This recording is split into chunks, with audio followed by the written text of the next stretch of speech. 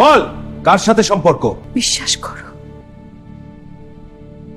Delusional disorder অথবা সন্দেহবাতিক একটি common মানসিক রোগ, যেখানে দেখা যায় স্বামী বা স্ত্রী একজন আরেকজনকে এমন পরিমাণে সন্দেহ করে যে সন্দেহের পরিণামে কিন্তু সহিংসতা এবং হত্যাকাণ্ড পর্যন্ত হতে পারে। তো এটি একটি আমরা বলি সাইকোটিক ডিসঅর্ডার, যেখানে শুধুমাত্র ডিলিউশন এইটাই বেশি থাকে। ডিলিউশন অর্থ হচ্ছে অহেতুক সন্দেহ যেটার কোনো বাস্তব ভিত্তি নাই। যেমন একটা উদাহরণ দিলে জিনিসটা সহজে বোঝা যাবে। যেমন স্বামী মনে করে তার স্ত্রী হচ্ছে পরকীয়া সম্পর্কে জড়িত এবং সেই জন্য সে কিন্তু বিভিন্নভাবে তার পেছনে লোক লাগিয়ে রাখে, কিন্তু দেখা যাচ্ছে যে পরিবারের অন্য সদস্যরা তারা কিন্তু কোনোভাবে এটা সাপোর্ট করে না। এই সন্দেহটা আস্তে আস্তে তার মধ্যে এমন ভাবে শক্তভাবে গেঁথে যায় যে তাকে প্রমাণ দেওয়ার পরে কিন্তু সে মানতে চায় না। তো যতগুলো ডিলিউশনাল ডিসঅর্ডার আছে তার মধ্যে স্পাউস ডিলিউশন এবং এইটা হচ্ছে সবচেয়ে কমন। এবং এই রোগ যদি কারোর মধ্যে থাকে তাহলে কিন্তু তাদের পারিবারিক অশান্তি এবং একটা পর্যায়ে কিন্তু আমরা বলি যে তাদের মধ্যে মানে সহিংসতা এই পর্যায়ে যেতে পারে, একজন আরেকজন কিন্তু মেরে ফেলার প্ল্যান পর্যন্ত করতে পারে। তো কারোর মধ্যে যদি এরকম ডিলিউশনাল ডিসঅর্ডার অথবা স্পাউস ডিলিউশন থাকে, তার অবশ্যই একজন সাইকিয়াট্রিস্ট বা মানসিক রোগীর পরামর্শ নেওয়া উচিত। কারণ পরামর্শ নিলেই কিন্তু তিনি সুস্থ হয়ে আবার স্বাভাবিক জীবনে ফিরে যেতে পারবেন। আলোক হেলথ কেয়ার অ্যান্ড হসপিটাল সুনামের সাথে দীর্ঘ 30 বছর ধরে এই অঞ্চলে কাজ করে যাচ্ছে।